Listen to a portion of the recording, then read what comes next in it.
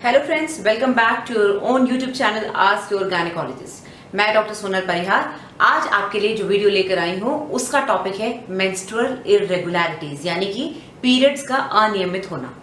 Periods का अनियमित होना ये बहुत ही कॉमन प्रॉब्लम है और ये यंग एज से लेके बुढ़ापे तक चलती रहती है। तो ये क्यों होती है, इसके क्या कारण होते हैं, आज हम ये ब्रीफली डिस्कस करेंगे।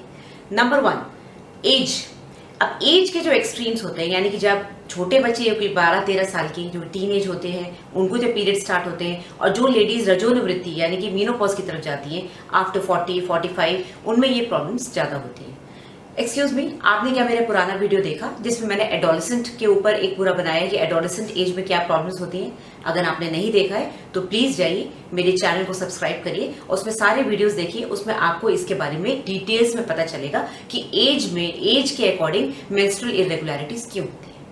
जब बच्ची बहुत छोटी होती है या फिर जब हमारा बुढ़ापा 40 के बाद या 45 के बाद शुरू हो जाता है, जब हम रजोनिवृत्ति की तरफ चल देते हैं, तो जो ब्रेन की साइकिल है, जो हार्मोन साइकिल यहाँ से स्टार्ट होकर ओवरी और यूट्रस तक जाती है, बच्चेदानी तक जाती है, वो ठीक से मैच्योर नहीं हो पाती है। जो बच्चे होते हैं उसमें मेच्योरिटी की प्रॉब्लम होती है, उसमें जो प्रॉपर हार्मोन्स की साइकिल आपकी ओवरी और यूट्रस में एक्ट करते हैं वो प्रॉपरली एक्ट नहीं कर पाते हैं। क्योंकि वो प्रॉपरली एक्ट नहीं कर पाते हैं तो जो मेंस्ट्रुअल साइकिल के अप्स एंड डाउन्स होते हैं हार्मोन्स के, वो हो नहीं पाते हैं। टाइम पे अंडा नहीं बनता, टाइम पे अंडा फूटता नहीं है, जिसको ओवुलेशन बोलते हैं, इसलिए पीरियड भी टाइम से नहीं आता है। इसको बोलते हैं एन ओवुलेशन, यानी कि बिना ओवुलेशन के, बिना अंडा फूटे पीरियड्स आना। सेम प्रॉब्लम जब एज बढ़ती है, जब हम रजोनिवृत्ति की तरफ जाते हैं तो यही सिमिलर प्रॉब्लम आती है। इस समय साइकिल मैच्योर तो हो चुकी है क्योंकि ऑलरेडी आप वो रिप्रोडक्टिव एज ग्रुप क्रॉस कर चुके हैं, लेकिन ओल्ड एज की तरफ जाते जाते ये हार्मोन्स का फ्लक्चुएशन शुरू हो जाता है। तो ये हार्मोन्स जब प्रॉपर्ली निकलेंगे नहीं तो प्रॉपर्ली इनको ओवरी और यूट्रस में प्रॉपर ट्रिगर नहीं मिलेगा। जब ट्रिगर नहीं मिलेगा तो वो हार्मोन्स निकलेंगे नहीं, जिसकी वजह से मेंस्ट्रुअल साइकिल की रेगुलरिटी हम मेंटेन करते हैं। इस वजह से पीरियड्स अप डाउन, कभी लेट आना, कभी जल्दी आना, ये सब प्रॉब्लम्स शुरू हो जाती है। ओके, तो नंबर 1 थी एज प्रॉब्लम, राइट।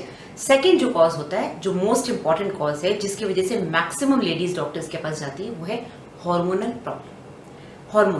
हार्मोन्स हमारी बॉडी में बनते हैं, ये आपको पता है, सबको पता है। ये कुछ ऐसे पदार्थ होते हैं जो कि आपकी बॉडी की रचना करते हैं। आपको लेडीज में अलग हार्मोन होते हैं, मेल्स में अलग हार्मोन होते हैं, सबका रोल अलग अलग होता है। तो लेडी के हार्मोन्स होते हैं ईस्ट्रोजन और प्रोजेस्टेरोन, जो कि हम कई बार डिस्कस कर चुके हैं। तो हार्मोन्स में सबसे नंबर 1 पॉइंट जो आएगा सबसे पहले वो है प्रेगनेंसी।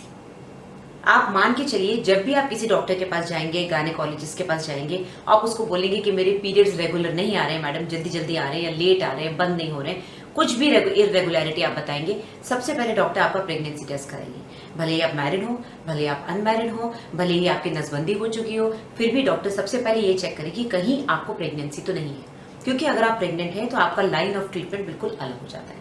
आपको ट्रीटमेंट जो हम देते हैं, जो दवाइयां देते हैं, बिल्कुल अलग हो जाती है, राइट। सो नंबर 1 हो गया प्रेगनेंसी। बट प्रेगनेंसी में जरूरी नहीं कि हमेशा पीरियड्स मिस हो जाए। पीरियड्स कई बार इररेगुलर आते हैं। अगर आपने मेरा प्रीवियस वीडियो देखा है, नहीं देखा है तो वापस से बोलती हूँ, सब्सक्राइब करिए।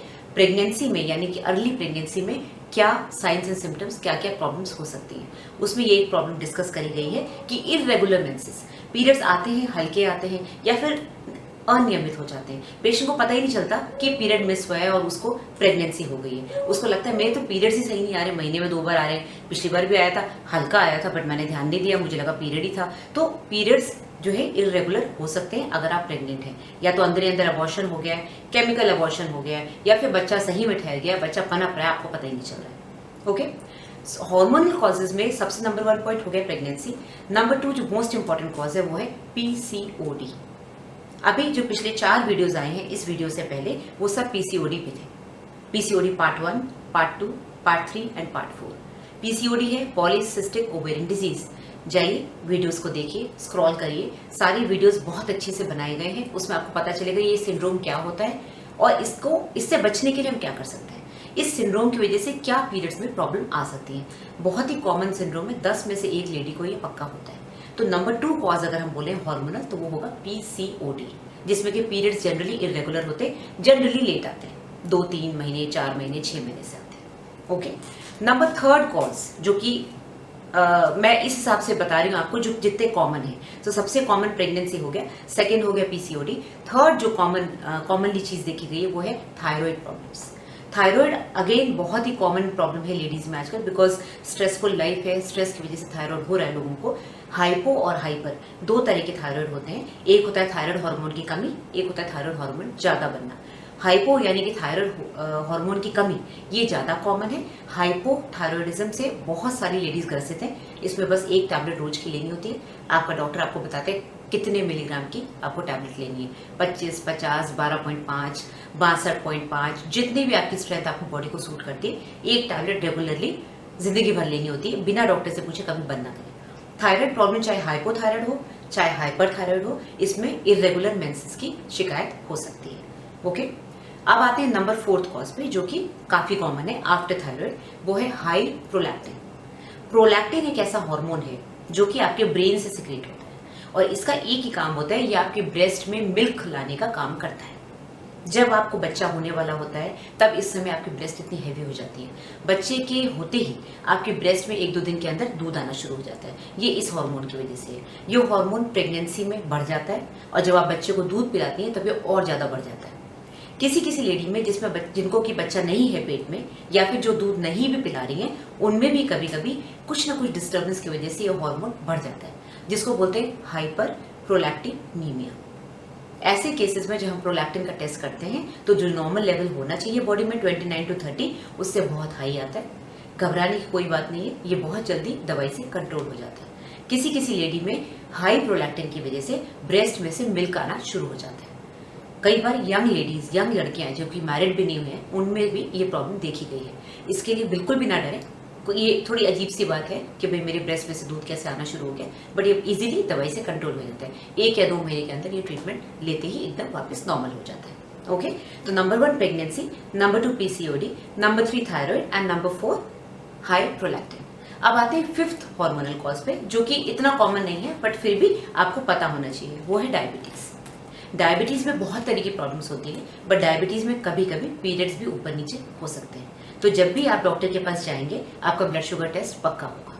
जब भी आपकी डायबिटीज अनकंट्रोल होगी, अगर आप ऑलरेडी डायबिटीज के पेशेंट हैं, तो आपके पीरियड्स में इरेगुलरिटी आएगी। ओके, अब आते हैं नंबर 6 कॉज पे, जो कि हार्मोनल है, जो कि इतना कॉमन नहीं है। उसको कहते हैं pre mature ovarian failure, POF। Pre mature ovarian failure मतलब कि 40 साल से पहले आपकी ओवरीज ने काम करना बंद कर दिया, आपकी बॉडी में हार्मोन्स बनने बंद हो गए। इसको बोलते हैं कि आप रजोनिवृत्ति की तरफ जल्दी चले गए, प्री मैच्योरली चले गए।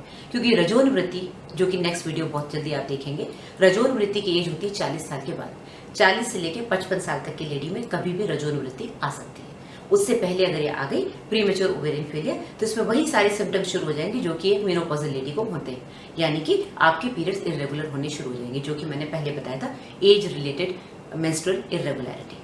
ओके, सो नंबर 1 हो गया एज, नंबर 2 मोस्ट कॉमन हो गया हॉर्मोन्स, नंबर 3 अगर हम डिस्कस करें कॉन्ट्रासेप्टिव डिवाइसेस।